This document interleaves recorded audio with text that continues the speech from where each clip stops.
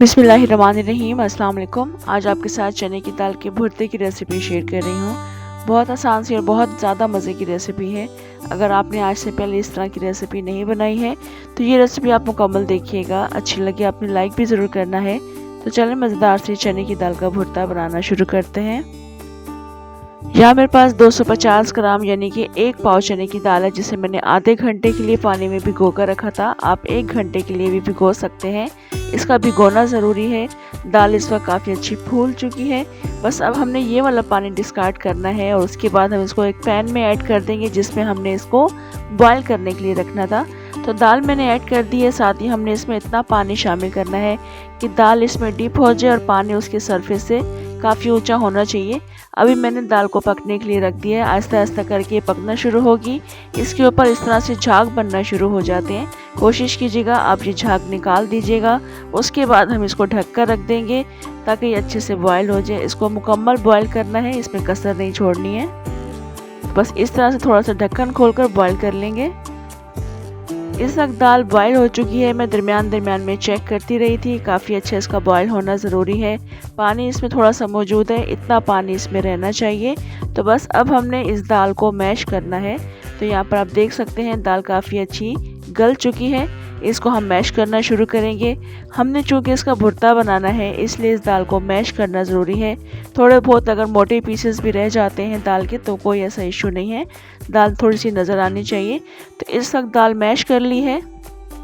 अब इस दाल को पकाना शुरू करेंगे। तो पैन में मैं घी ऐड कर रही हूँ, तकरीबन हाफ कप के बराबर। घी में दाल का जायका बहुत ज़्यादा बढ़ जाता है। अगर आप दाल में घी ऐड नहीं करते हैं, ऑयल ऐड करना पसंद करते हैं, तो आप ऑयल भी ऐड कर सकते हैं। घी को गर्म करने के बाद मैंने प्याज शामिल कर दी है। 2 दरमियाने साइज़ की प्याज को स्लाइसेस काट कर ऐड किया है। मिक्स कर लेंगे। प्याज को हम खोल लेंगे। उसके बाद हम इसमें साबुत जीरा शामिल करेंगे, तकरीबन 1 टीस्पून के बराबर। अब हमने इनको इतना पकाना है कि प्याज हल्के सुनहरे रंग की होना शुरू हो जाएगी। बस तब तक इसे कुक कर लेंगे। प्याज इस वक्त सुनहरी हो चुकी है। इससे ज़्यादा आपने डार्क कलर नहीं करना है। अब इसमें मैश की हुई दाल ऐड करेंगे।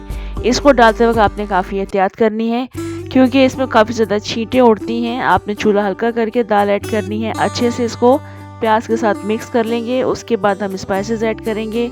अपने टेस्ट के अकॉर्डिंग मैं इसमें 1 टीस्पून नमक शामिल कर रही हूँ। 2 टीस्पून कुटी हुई लाल मिर्ची शामिल करेंगे। 1/4 टीस्पून हल्दी शामिल कर देंगे। 1 टीस्पून इसमें पिसा हुआ गरम मसाला शामिल करेंगे। इनको भी काफ़ी अच्छा मिक्स कर लेंगे।